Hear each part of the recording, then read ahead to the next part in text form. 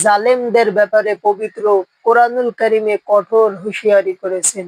ইন্নাল্লাযীনা কাফারু ওয়া যালামু লাম ইয়াকুনিল্লাহু লিয়াগফিরা লাহুম ওয়ালা লিয়াহদিয়াহুম তরিকা ইল্লা তরিকা জাহান্নামা খালিদিনা ফিহা আবাদা ওয়া কানা যালিকা আলাল্লাহি ইয়াসীরা।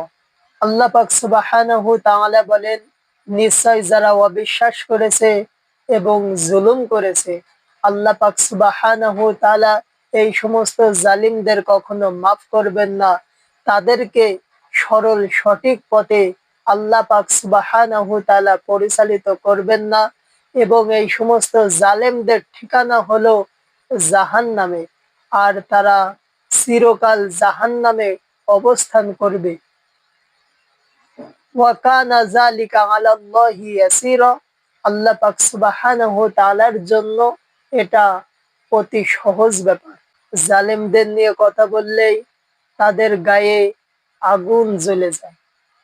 বুঝতে হবে তারা ওই সমস্ত জালিমদের, ওই সমস্ত তাগুতদের, ওই সমস্ত অবিশ্বাসীদের পক্ষে তারা অবলম্বন করে। এজন্য জালিমদের নিয়ে আমরা যখন কোরআন ও হাদিস থেকে কিছু মন্তব্য করি, কোরআন ও হাদিস থেকে যখন আমরা কথা বলি, ওই সমস্ত ভাইদের গায়ে আগুন জ্বলে যায়। যেখানে আল্লাহ পাক সুবহানাহু তাআলা জালিমদের ব্যাপারে কঠোর হুঁশিয়ারি দিয়েছেন, তার বান্দা হয়ে আমরা এই সমস্ত জালিমদের কিভাবে ছেড়ে কথা বলতে পারি? জালেমদের ব্যাপারে পবিত্র কোরআনুল কারীমে কঠোর হুঁশিয়ারি করেছেন। ইন্নাল্লাযীনা কাফারু ওয়া যালামু লাম ইয়াকুনিল্লাহু লিয়াগফিরা লাহুম ওয়ালা লিয়াহদিয়াহুম তরিকা ইল্লা তরিকা জাহান্নামা খালিদিনা ফিহা আবাদা ওয়া কানা যালিকা আলাল্লাহি ইয়াসীরা। আল্লাহ পাক সুবহানাহু তাআলা বলেন, নিশ্চয় যারা অবিশ্বাস করেছে এবং জুলুম করেছে, আল্লাহ পাক সুবহানাহু তাআলা এই সমস্ত জালিমদের কখনো মাফ করবেন না। তাদেরকে সরল সঠিক পথে আল্লাহ পাক সুবহানাহু তাআলা পরিচালিত করবেন না এবং এই সমস্ত জালেমদের ঠিকানা হলো জাহান্নামে, আর তারা চিরকাল জাহান্নামে অবস্থান করবে। ওয়া কানা যালিকা আলাল্লাহি ইয়াসীরা। আল্লাহ পাক সুবহানাহু তাআলার জন্য এটা অতি সহজ ব্যাপার। এজন্য দিনী ভাইদের বলতে চাই, এই সমস্ত জালিমদের পক্ষে যারা অবস্থান করবে, আল্লাহ পাক সুবহানাহু তাআলা ওই সমস্ত জালিমদের সাথে অচিরেই আপনাদের নিমজ্জিত করবেন, অচিরেই ধ্বংস করে দিবেন। তার বাস্তব প্রমাণ হযরত মূসা আলাইহিস সালাতু ওয়াস সালামের জামানায় সবচাইতে বড় জালেম ছিল ফিরাউন। ফিরাউনকে ধ্বংস করে আল্লাহ পাক সুবহানাহু তাআলা তার নবীকে উদ্ধার করে পৃথিবীর মানচিত্রে, ইতিহাসের পাতায় তাদের নাম স্মরণীয় করে রেখে দিয়েছেন।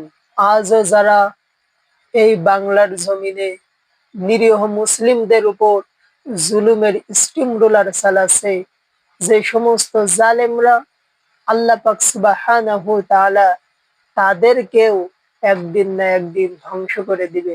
বর্তমান সময়ে স্বৈরাচার জালিমদের নিয়ে যদি আমরা কথা বলি, এক শ্রেণীর ভাইয়েরা আছে, তারা বিভিন্ন মন্তব্য করে। তারা বলে, আপনারা হাফেজ জালেম হয়ে এই সমস্ত মানুষদের নিয়ে কি জন্য কথা বলেন? তারা বিভিন্ন মন্তব্য করতে থাকে।